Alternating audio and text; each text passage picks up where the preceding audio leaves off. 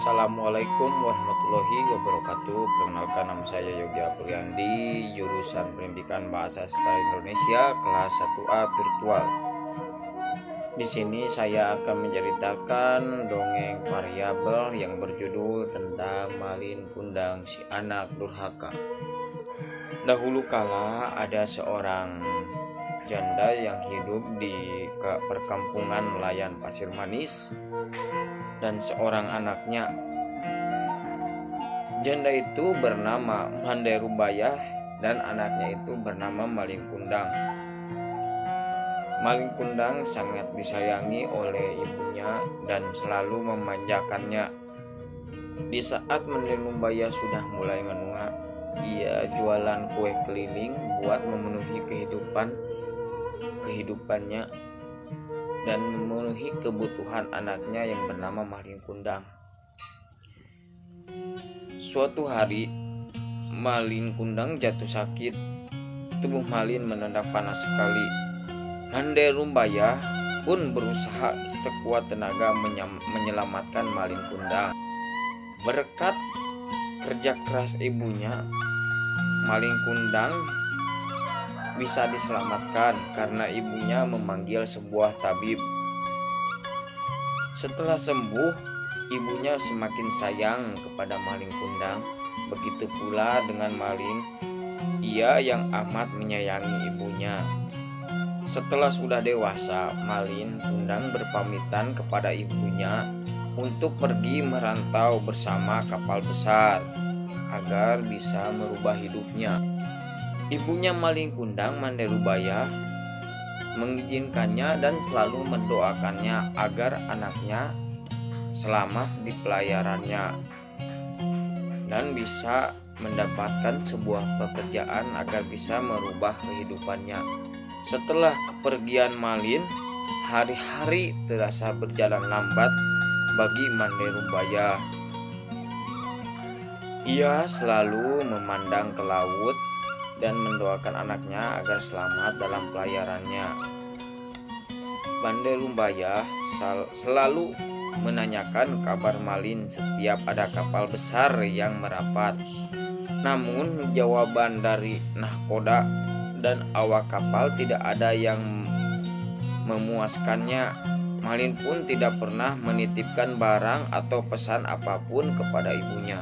Ibu Malin yang semakin tua mengharapkan anaknya segera kembali kepadanya karena kondisinya sudah mulai menua.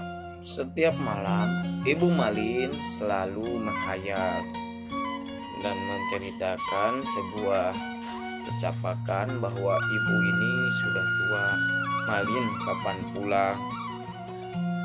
Tidak beberapa lama, ada sebuah kapal besar yang membawa kabar bahwa Malin sudah menikah dengan gadis cantik yang berasal dari anak bangsawan. Setelah beberapa bulan, keyakinan Mandai Rubayah diaminkan dengan kedatangan kapal megah. Penduduk perkampungan menyambut gembira kapal itu. Mereka berkumpul di sekitar kapal itu karena mengira itu milik sultan atau pangeran. Mandai Rubayah pun turut berdesakan di dekat kapal. Ia melihat sepasang muda-mudi di ajungan kapal. Pasangan itu mengenakan baju berkilau dan tersenyum. Ibu Malin itu mengetahui bahwa laki-laki muda itu adalah anaknya yang bernama Malin Kundang. Ibu Malin Kundang berlari dengan secepat mungkin dan mendahului sesepuh kampung untuk menghampiri Malin. Ia langsung memeluk erat-erat seakan takut kehilangan anaknya lagi. Isak tangis Mandai Rubayah pun pecah kepada Malin Kundang. Dan Mandai Rubayah pun berbicara kepada Malin. "Malin, anakku, kau benar anakku kan?" kata Mandai Rubayah. "Mengapa begitu lamanya kau tidak memberi kabar?" katanya lagi. Malin terkejut disambut oleh perempuan tua dan berpakaian compang-camping. Ia tidak percaya bahwa perempuan itu ibunya. Istri Malin pun merendahkan ibunya, dan Malin pun tidak mengakui ibunya, bahwa Manderumbaya itu bukanlah ibunya Malin karena sudah tua. Istri Malin pun berbicara kepada Malin, "Apakah wanita jelek inikah ibumu? Mengapa dahulu kau berbohong padaku?" Ucapannya sinis. "Bukankah dulu kau katakan bahwa ibumu adalah seorang bangsawan yang sederajat denganku?" tanya istrinya.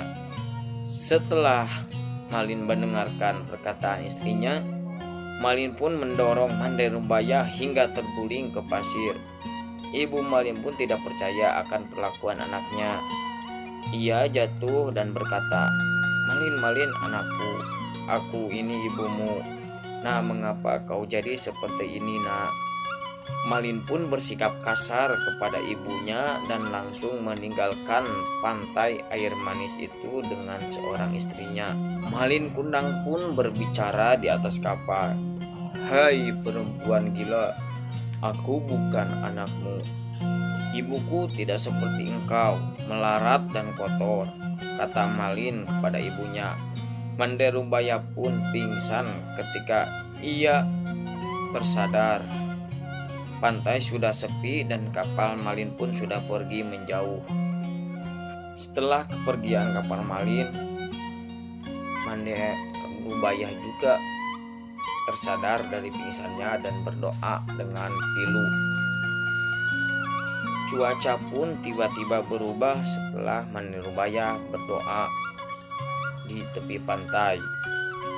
Seakan-akan hati Manderumbaya perih seakan ditusuk-tusuk.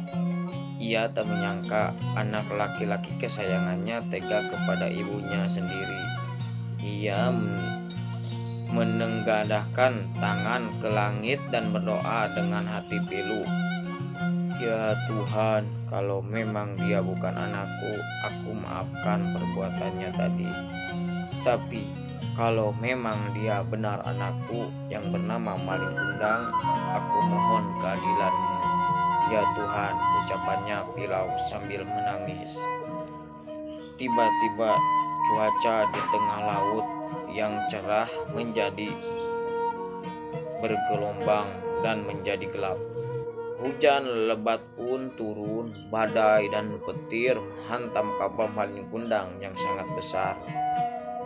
Karena Malin Kundang sudah berbicara kasar kepada ibunya. Badai yang datang tiba-tiba itu menghancurkan kapal Malin Kundang hingga berkeping-keping puing.